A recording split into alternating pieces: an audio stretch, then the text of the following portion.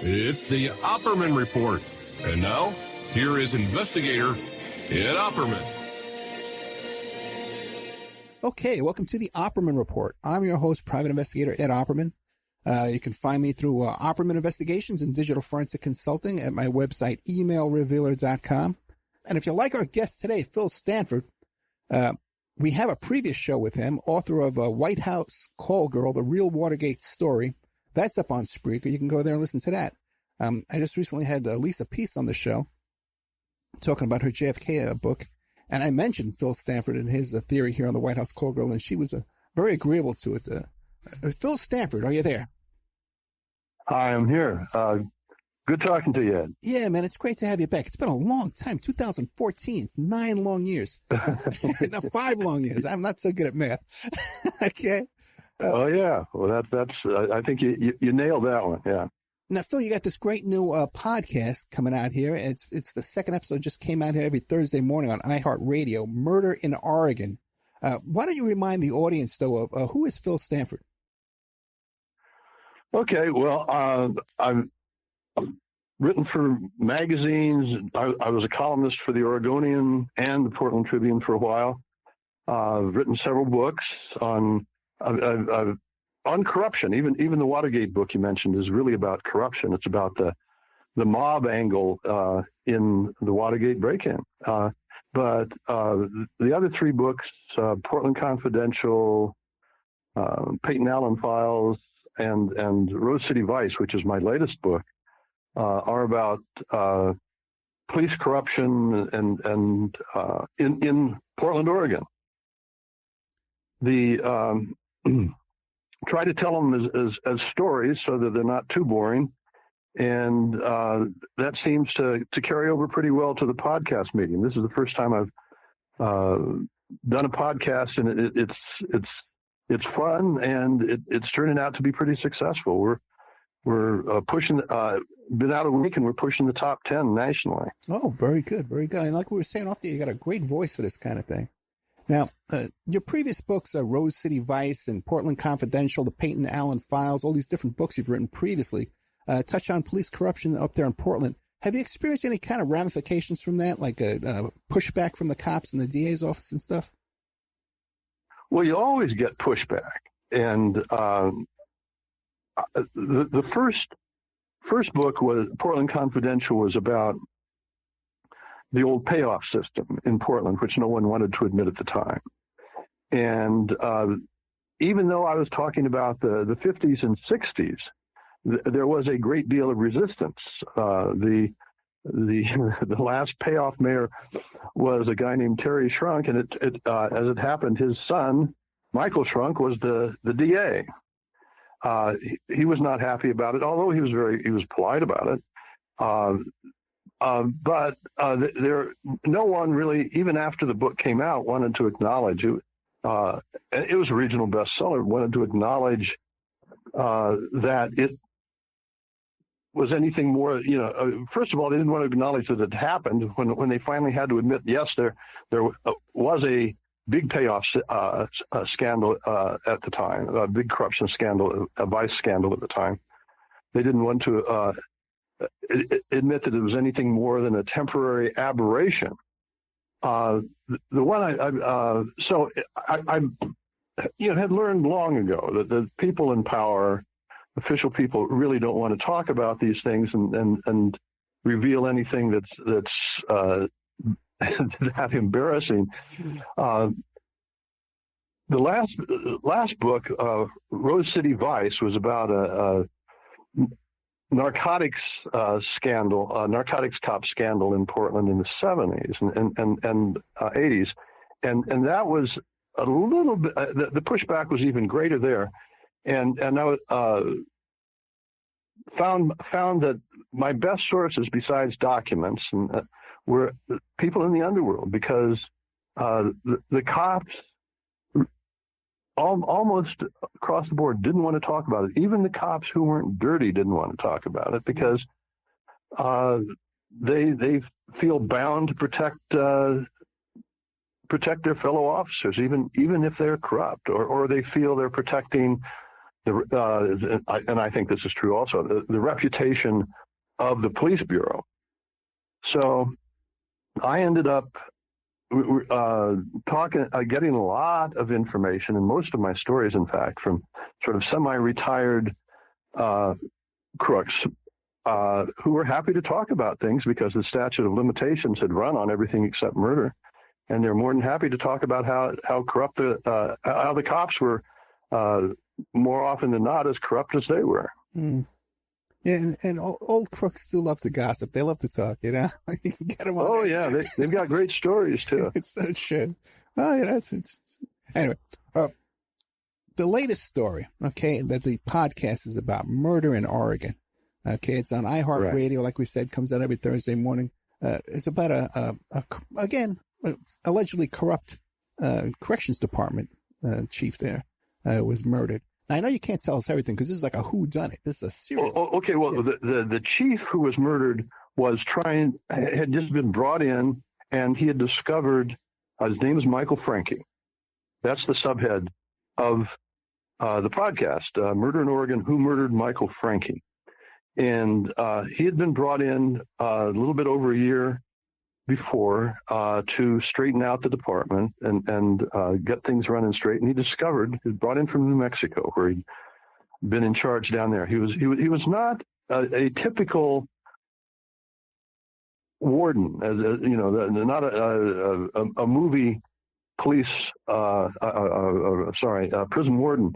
And he was a former lawyer, former judge.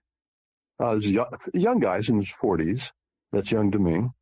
And he had, and he was a very humane person too. But he was brought in, and he discovered that there was serious corruption in his department. And he started investigating it and was going to clean house. Told his younger brother that he was going. He discovered an organized criminal element. Those were his words. In his department, he's going to be cleaning house. And the night before, he was scheduled to address a legislative subcommittee. He was murdered outside the building where he worked. He was stabbed in the heart. His body was discovered hours later, been lying in front of the porch. Although they would later claim that they had conducted in front of the building, and although they would later claim that they had conducted a thorough search of the building, his body was out there lying on a porch. And what ensued, as we know now, I mean, this was January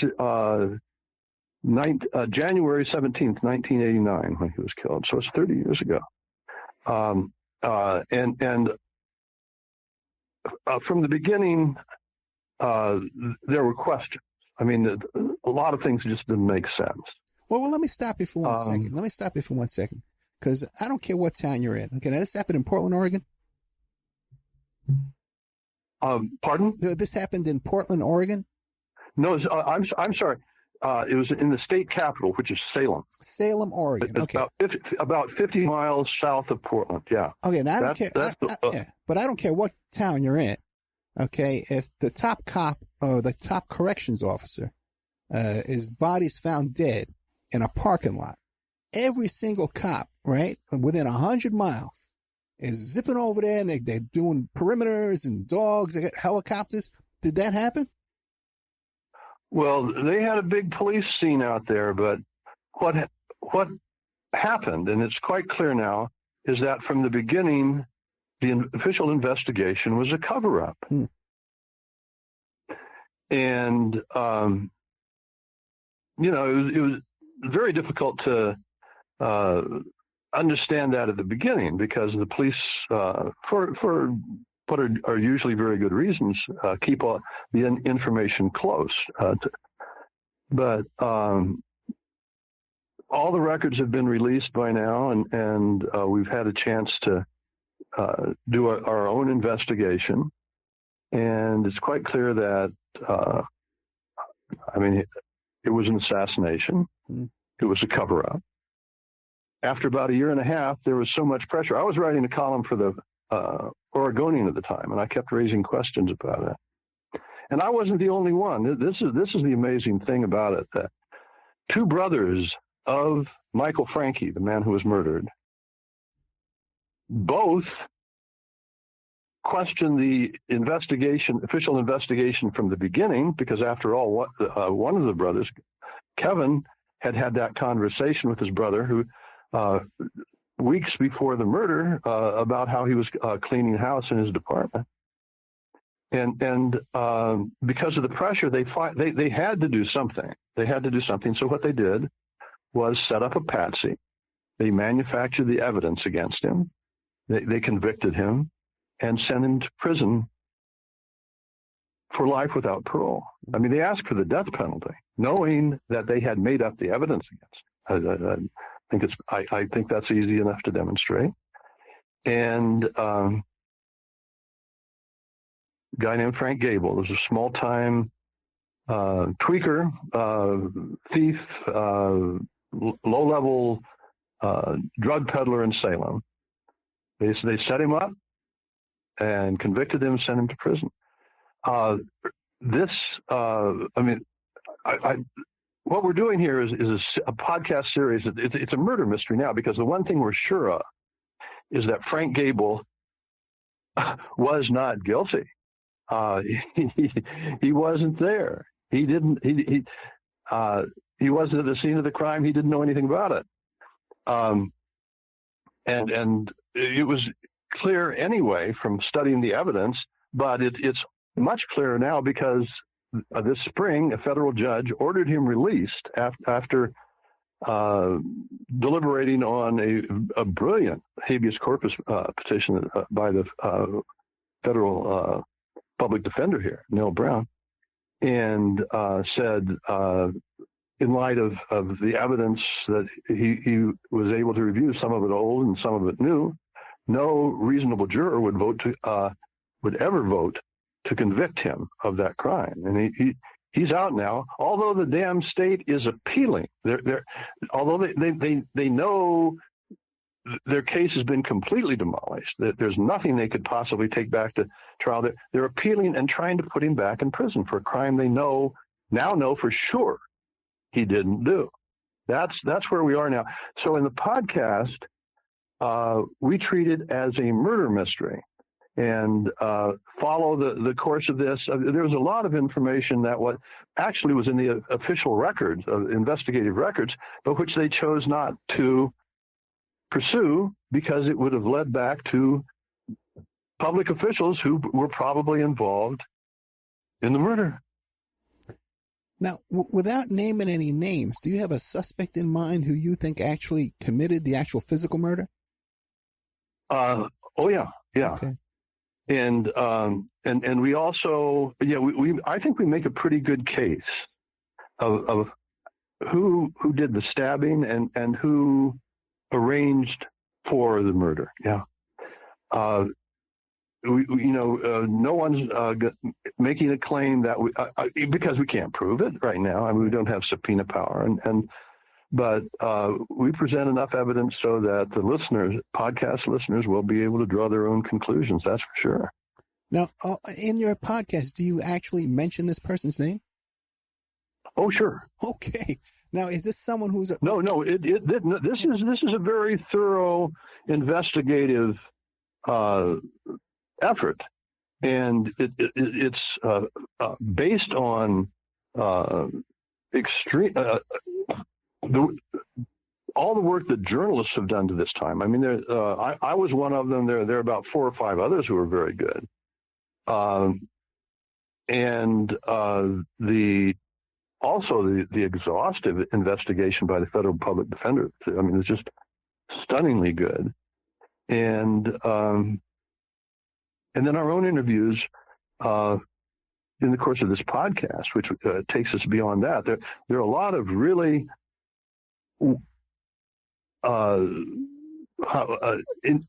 great. I can't think. I was thinking of all the different adjectives I could use to describe the interviews. Different interviews with people who were involved in this. who got caught up in this very complicated story. And we present, we name names and talk about how the thing probably went down and who was probably behind it. Now, the guy who you're fingering for this, the guy you think is good for this crime, is he still alive today? That I'm not going to get into it because that's a future episode. And we're telling a mystery story. I know. But you can't blame me for asking, right? but it's a natural question, yeah. And as you'll see if you get a chance to listen to it, there are a number of people involved in the murder, commissioning the murder itself, and certainly in the cover. Which went all the way up to the governor, who are very much alive. Oh, really? So everyone in Salem, whether they were involved in the arranging for the murder or not, it seems, had something to cover up. There was rampant corruption. It had been allowed to continue, not just in the corrections department, which Michael Franke was trying to clean out. But this was the 80s after all, and all the professionals were coked up in the bars. There were mirrors in the restrooms, and the lobbyists, the politicians, the lawyers, the judges, they were all partying, and that's fine as far as I'm concerned, except especially when you're in law enforcement, it's utterly compromising. First of all, you're using a substance, an illegal substance, controlled substance, that you're prosecuting other people for using, and to buy it, you have to deal with people in the underworld anyway. I mean, that transaction is illegal. So one of the things I write about a lot, have written a lot about in the books we talked about, but especially Rose City Vice, is how inherently corrupting narcotics enforcement is. Mm-hmm. In the first place, there's only one really good way for narcotics cops to get inside a drug deal, since neither side is particularly eager to turn in the person they're doing business with, and that's to bust someone, compromise them, get them to turn in someone, and then start working with them. And in other words, you team up with they team up. Narcotics enforcement teams up with half the crooks against their competition. It's inherently compromising, and it leads very quickly, very often, to corruption, because it's a cynicism which leads to corruption. I mean, they can see that it's a phony game they're playing, and there's so much money, unaccountable money lying around, that they often fall for it, and the cops themselves become corrupt. Yeah, and when you have these informants out there making these cases for you, you're allowing them to continue in their trade. They're continuing to sell drugs under your. Absolutely. Right. So then that gives you access to the use of those drugs that they're buying and selling and stuff as well, and even a cut of their profits and stuff. You can stick your nose in that way too. And I'm seeing now today, especially with this younger crowd of heroin addicts, that with these minor charges, where they're only facing like a year, and they're informing on each other. They're informing on their own friends. Sure. Their social network, the whole social network, are all informing on each other like it's nothing, with no consequences either.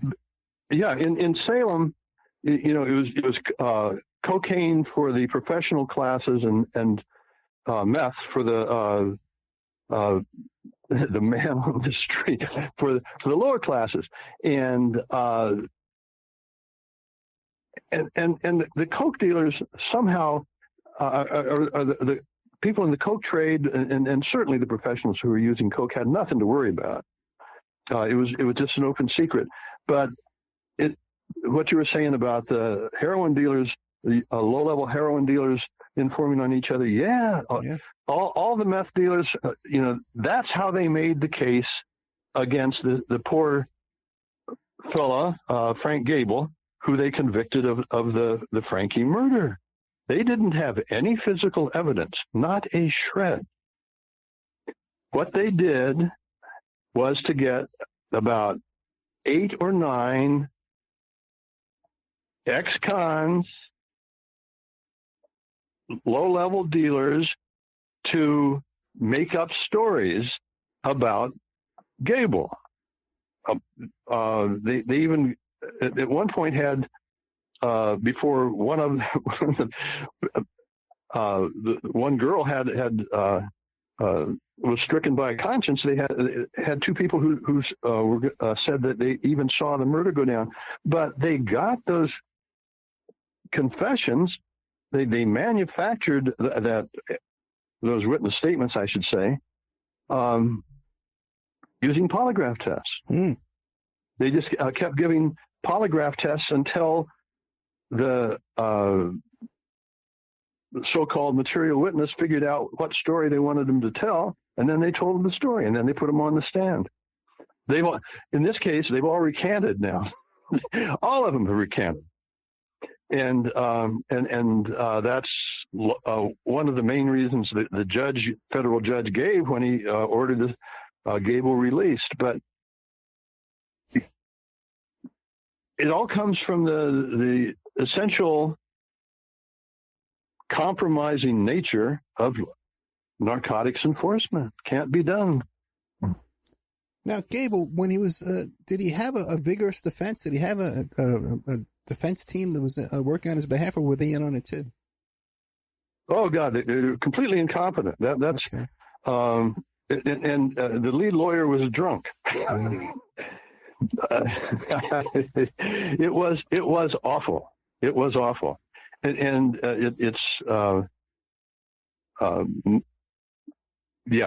one of the things we get into here. But he was so bad. He was so bad that he was drinking about a quart of vodka a night during the trial. Oh boy. And he was not terribly competent to begin with. It was a sort of a non-defense. Let's for sure is ineffective assistance of counsel. Yes.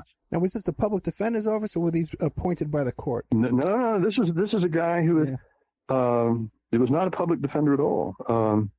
Someone who was selected by the trial judge, and who made an awful lot of money on the case.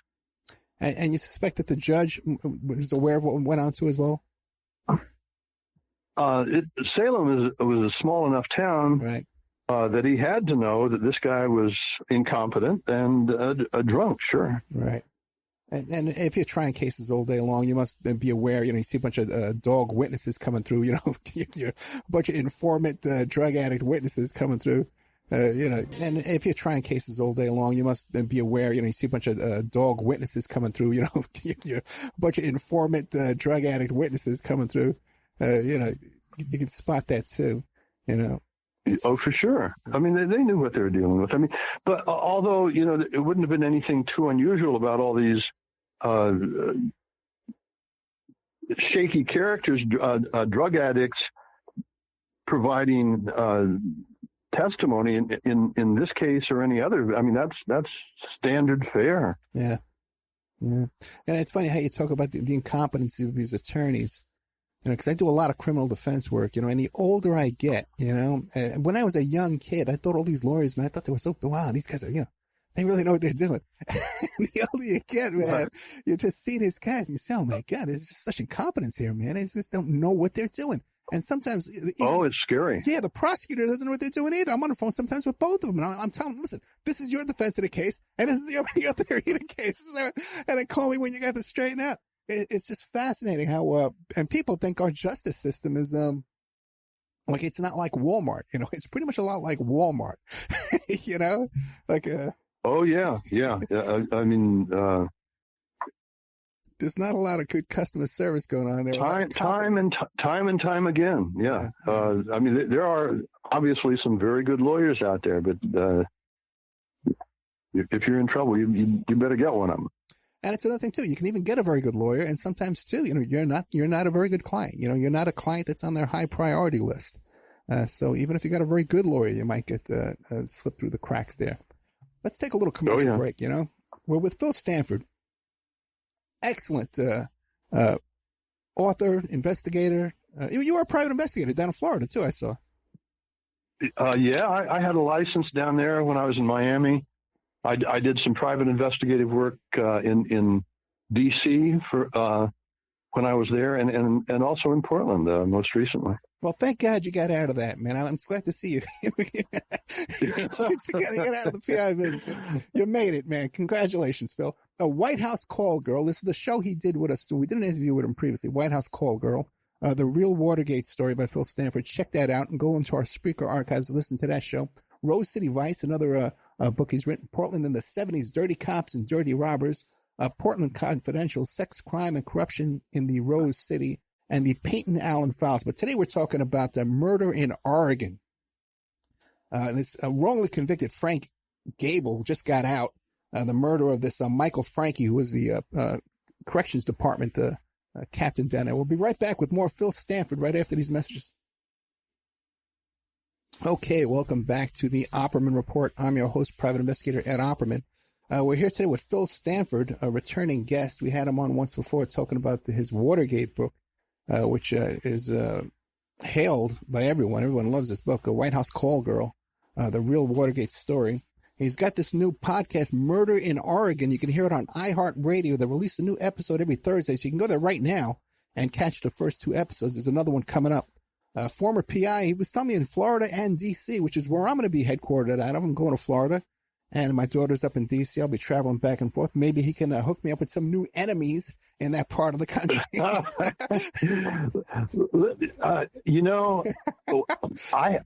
I hadn't thought of it for a while. You asked me about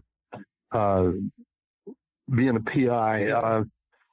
At one point, I dropped out of journalism. I'd been working on a political magazine in D.C., and I really hated politics. I chucked it all and moved to Miami. And for a while, I worked for the Miami News. I was doing detective stories, and enjoying it pretty well.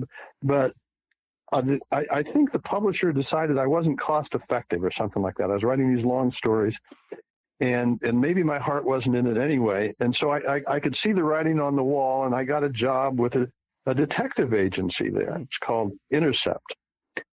And it took me several weeks to learn that this was no ordinary detective agency.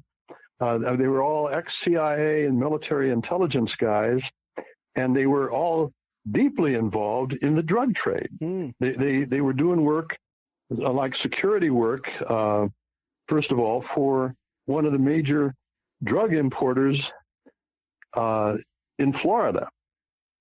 And so while I was still there, and it was a remarkable experience. Up to that time, I'd been sort of a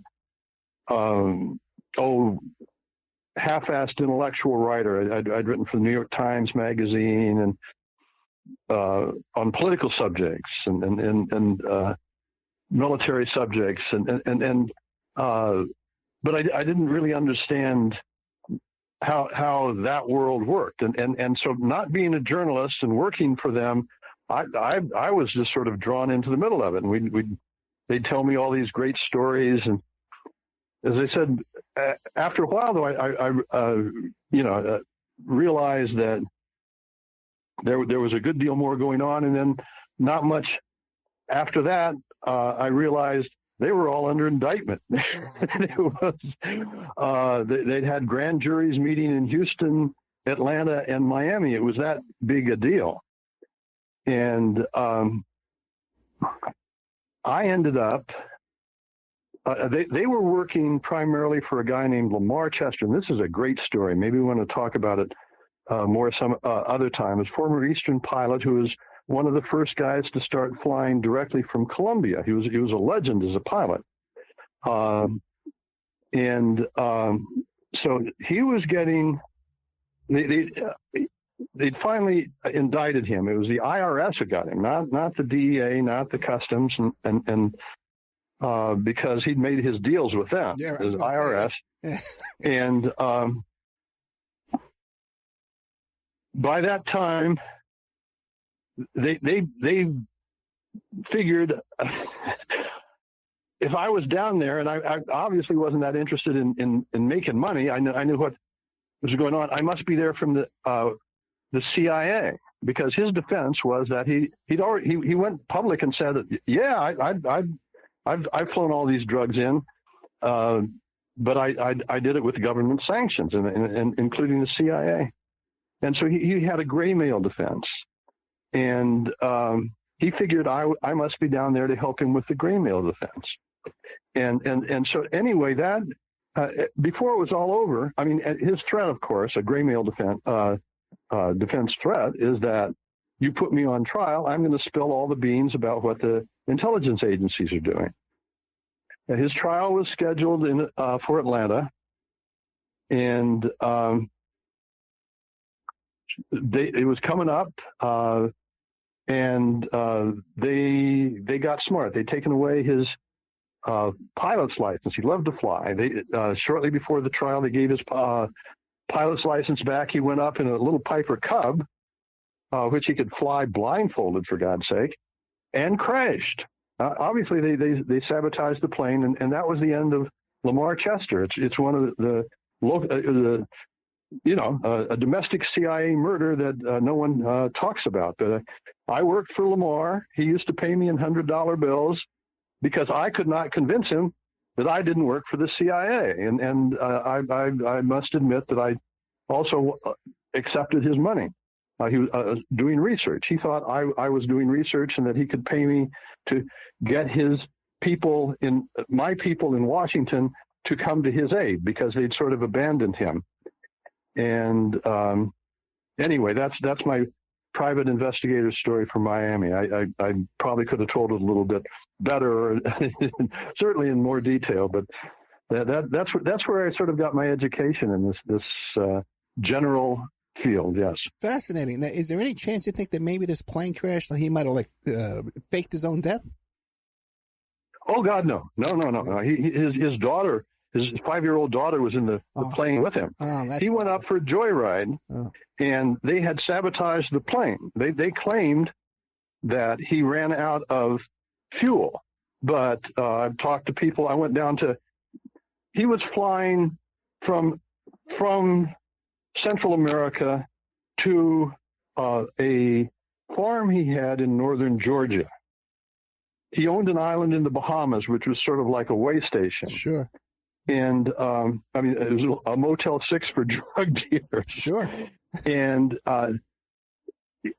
so he was up at his place in Cleveland, Georgia, of course, waiting trial. He one Saturday morning, I think it was, he went up with his little daughter in the plane and crashed. They said he ran out of fuel, which is nonsense. And the daughter survived. I mean, I think she had serious injuries, but she miraculously survived. And there was never an investigation. That one was covered up completely. I mean, you talk to anyone who's involved in it, and they just laugh about it. It was so obvious. So no book written about it or anything like that? I'm sorry? There's never been a book written about it or anything?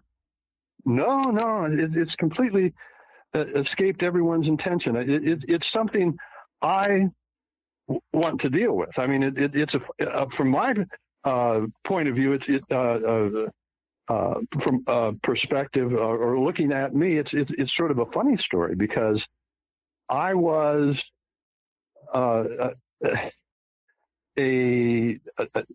novice investigator, to say the least. I was there because I was a front for a investigative agency that was basically a CIA front. They hired me to handle the stuff that came in from the Yellow Pages, because they were so busy. The rest of them were so busy making money in the drug business. Right. And by the time they were indicted, they decided I was so no one could be quite as dumb as I was. So I must be faking it, and I must be there with the CIA. And I could never convince Lamar that I wasn't with the CIA. Maybe that might be a good second season, man, for your podcast. You know, that's tell this story. I'm serious, man. That's a fascinating story. But back to this a murder in Oregon. I had some notes here right before the commercial. The prison system is notorious for corruption, drug dealing, and now you got stuff like cell phone, stuff like that. It's notorious for the corruption that goes on there. How did? Oh yeah, it's easier to get drugs in the prison than outside sometimes. Right, and they have this big myth about people bringing it in through their buttholes. This stuff's going in. Oh yeah, in huge quantities. In this case, and we get into this in a couple episodes, because it's central to the plot of the story we're telling. They just, wives and girlfriends just walked it in. Oh yeah. I mean, they made a deal. You're obviously protected if you can do this. Yeah. You're visiting the prison. You come in with drugs, a balloon in your mouth or wherever. And especially if you're not searched, it's no problem. And you transfer the drugs, and you do it again and again and again. It's the guards were bringing in drugs. They had a particular way of doing it. They would, if it was marijuana, they'd drive over it with a car, flatten it, and just wear it as a belt going in. I'm not sure exactly how they hooked it up, but it was bringing it in lunch boxes. It was a standard practice. Yeah, there's tons of contraband in prison. There's no doubt about that. But my question is, though, if everyone knows what's going on there, right? How did this guy, Michael Franke, if he's a Boy Scout, how did he wind up in that position? Like, was he appointed? Was he elected? Oh, no, he was appointed by the governor. The governor brought him in as someone who would be able to effectively run the system. I mean, he was. They had a building program. They always had things that had to be worked out, and he was brought in as a management expert. He had been down in New Mexico before. He was brought in after the terrible prison riots in New Mexico, where 30-some people were killed, and he cleaned up that place as much as it could be cleaned up. And anyway, in any case, he sort of settled that place down and disciplined whoever he could, and punished who he could for the riot, and then was brought from New Mexico to take over the Oregon system. Was there any indication before they killed him that they tried to make a deal with him? They tried to cut him in, hey, bribery? There are some suggestions that he did. I mean, that he was being courted by the people who were probably behind this. Yeah. Now, Frank Gable, does he appear on the podcast, Murder in Oregon?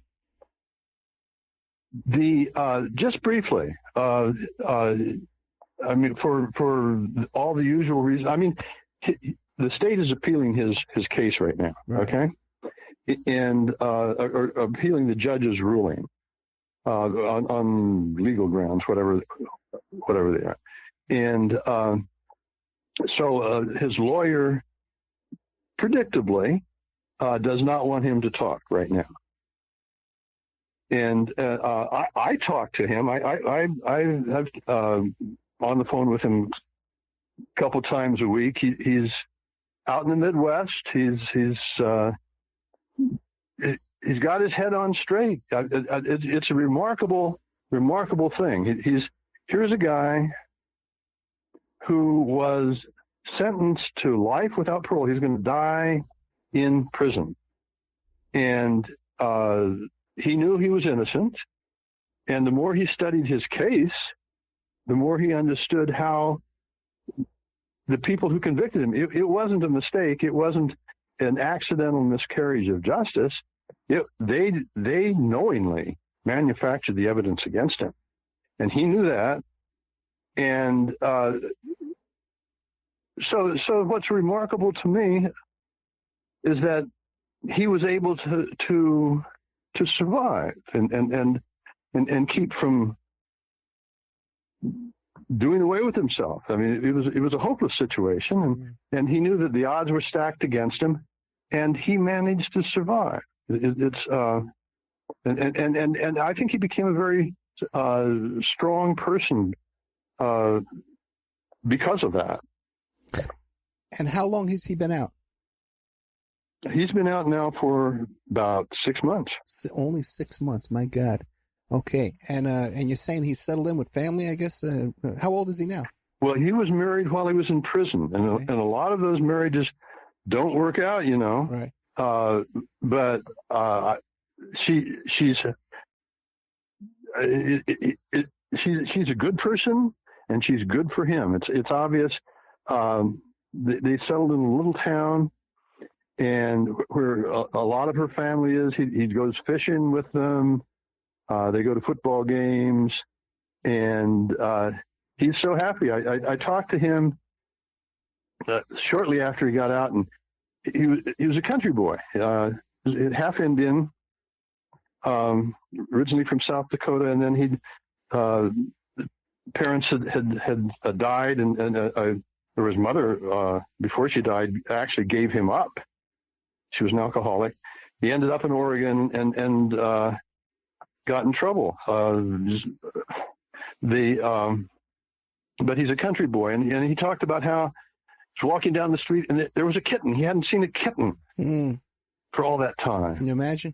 Been in prison for 30 years. Cell phones, fax machines. This guy's seen nothing. This guy's nothing. Yeah. Now what about how old is he now? He's mid-50s. Okay, that's not so bad. Okay, mid-50s. He's got a whole life ahead of him. I'm in my mid-50s. Yeah. and I mean, he lost 30 years, but boy, they grabbed him when he was just a kid. He was a kid. Yeah, he will do well, and I will continue to do what I can to get the state off his back. I mean, you know,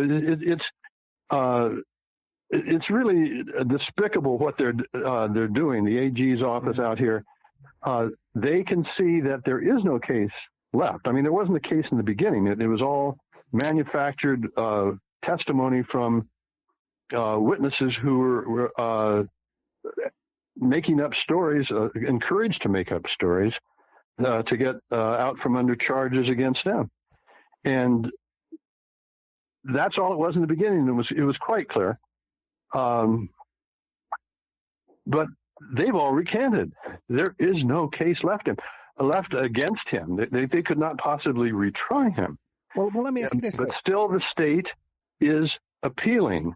I can kind of see that the state would want to continue these charges, so then he can't sue the state for wrongful conviction. What was the conditions of his release? Was it ruled that he's not guilty, that they overturned the conviction?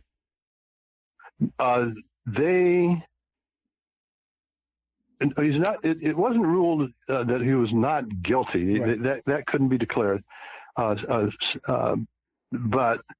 that the judge said he should be released because no reasonable juror would vote to convict, and that the state must decide whether to retry. The county he was convicted in must decide whether to retry, and so they could never retry him. So the AG's office for the state Department of Justice is appealing the judge's decision on legal, not on the evidence, of course, but on legal matters. That I think what you said is correct. That Right. They're trying to at least postpone having to pay him millions of dollars for this huge injustice. So the court ruling leaves open the possibility that he can sue for damages. Oh, sure. Okay. Does he have an attorney handling that for him? I don't know who's handling that. The attorney who represented him in these on the appeal is a woman named Nil Brown, and the habeas corpus petition she filed was absolutely brilliant. Absolutely brilliant. She would not be representing him when he sues the state, but I trust she will find someone who's she thinks is competent to do it. Yeah. Oh, well, get a hold of me, man. I'll get you a Beverly Hills lawyer, man. I got a guy on speed dial. Okay, I got a guy on speed dial, man. I'll take this case in a minute. Damn. Yeah. Phil Stanford, we're out of time, man. The time blew past. What do you want to leave us with before we go? We only got about a minute.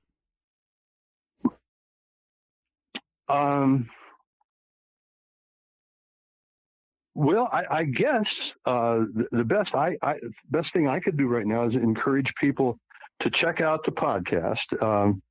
iHeartRadio, and it's called Murder in Oregon. You've got 2 episodes you can listen to now. It's beautifully produced. It's absolutely beautifully produced. People at How Stuff Works, or that's the production team, and